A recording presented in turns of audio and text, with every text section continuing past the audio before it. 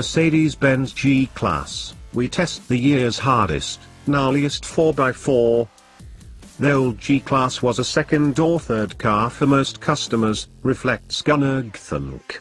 Unsurprisingly nicknamed Mr. G as the head of Mercedes-Benz's off-road division. With the new 2018 model, we think it is a viable only car.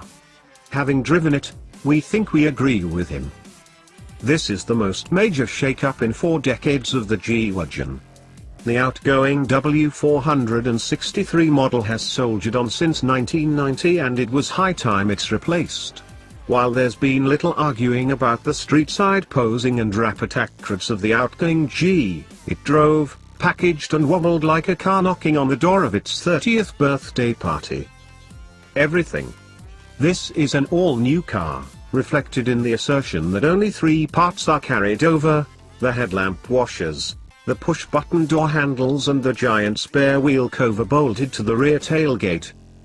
It's still based around a sturdy, but new, ladder frame chassis, built like steel girders to support a nearby suspension bridge more than a rich person's plaything.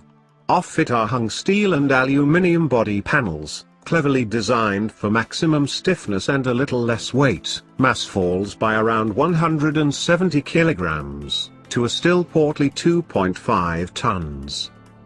Much of that heft is attributed to the serious off-roading hardware. The new Mercedes-Benz G-Class range comes as standard with 3 fully locking differentials, 1 at each axle and a central clutch, to maintain traction in all conditions, and a low-speed transfer box.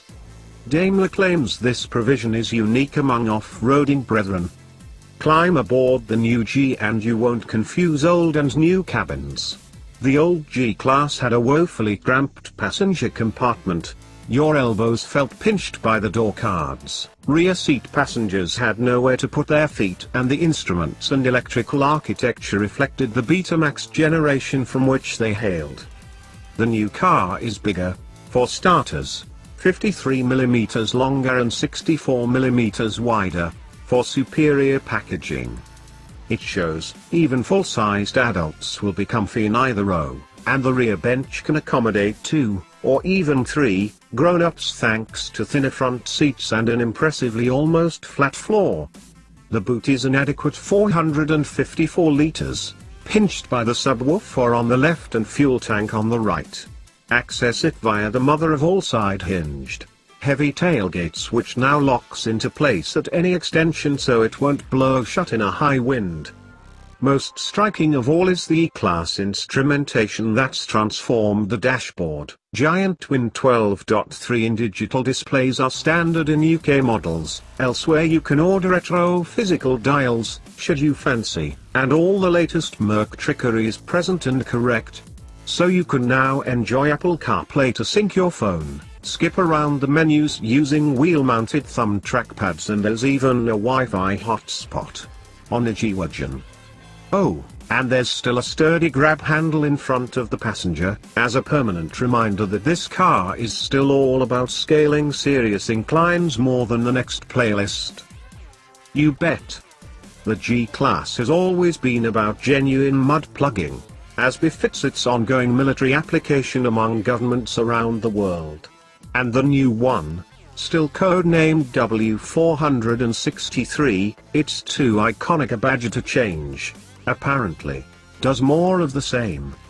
Proper ground clearance, 241mm, stubby ends for goat-like departure, 30 dk, approach, 31 dk, and breakover, 26 dk. Angles mean the new G-Class can scamper up the most extraordinary terrain.